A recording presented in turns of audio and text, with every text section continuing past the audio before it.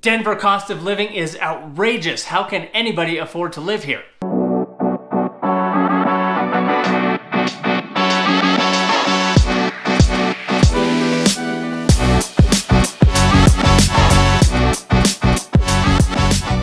Today we're going to talk about cost of living in Denver in 2023, and we're going to break down a few different categories of what the cost of living actually looks like, and is it one of the most expensive cities in the country, or is all of that hyperbole, and are they trying to keep people out of here by scaring them away with a higher cost of living?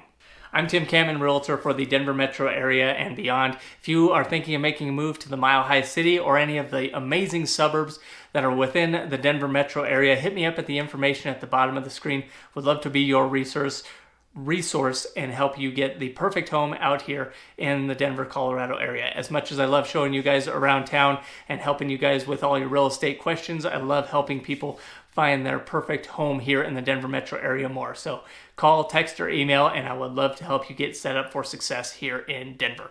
Cost of living, Denver, Colorado. How does it stack up compared to the rest of the country? We've all heard about how inflation has made just everything unaffordable. Housing prices are astronomical. But what are the real facts, and what does this tell us about the real estate market and the overall cost of living in Denver? To start, Denver has a cost of living that is 11% above the national average. So 11% over the national average when you take into account the entire United States. And how is the cost of living determined? Well, housing is a big portion of that, and Colorado's housing is significantly higher than a lot of places in the country. We're actually 36% higher than the national average when it comes to housing. This includes housing prices and our rental prices. So desirability of Denver has gone up so much, and builders have not been able to keep up with demand, and that has made home prices rise significantly over the last 10 years. Now, there are ways to combat the higher cost of homes in the Denver metro area. You can save money on your housing if you choose to live maybe just outside the city limits of Denver, something that's a little bit further out from the Denver hub. You're going to be able to get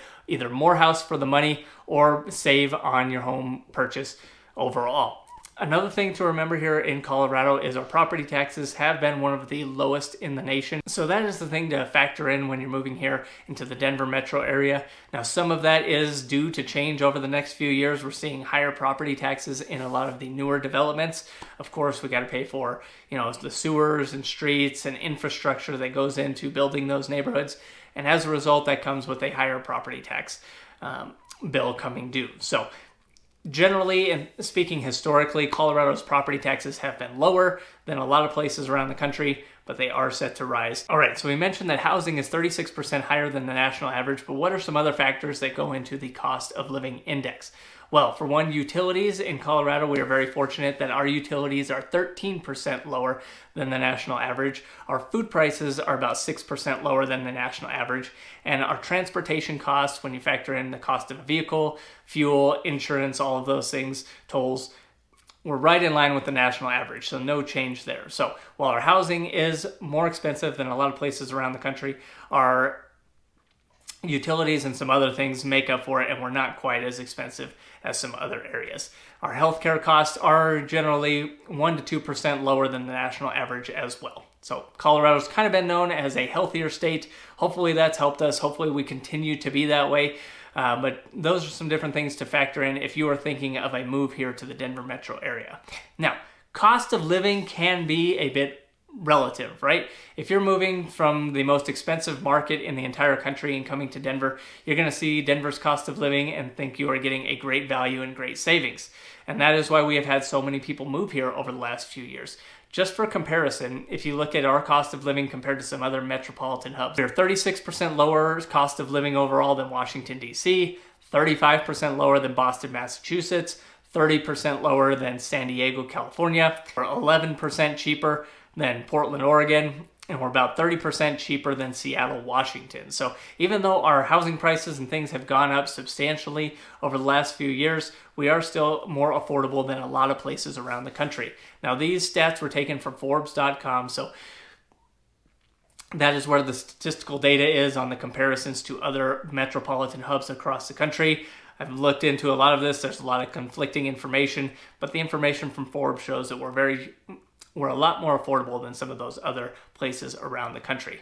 Now, if you're looking and you're moving from maybe a more rural area, you are going to see some sticker shock when it comes to Denver in particular. Our cost of living is about 16% more than Indianapolis.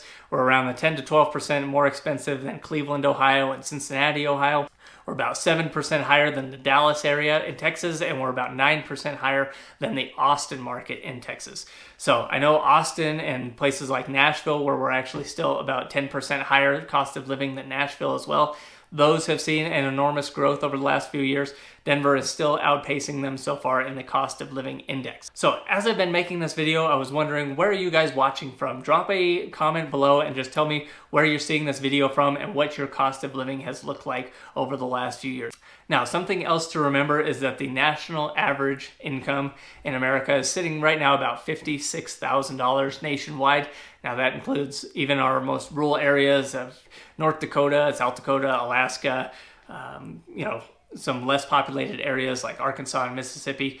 Now Denver does have a higher average salary per person, and that is $78,000 this year. So if you are thinking of a relocation and your job is offering to move you to maybe Denver or one of its amazing suburbs, make sure that you're getting that cost of living increase when you make the move here so that you can afford the higher home prices.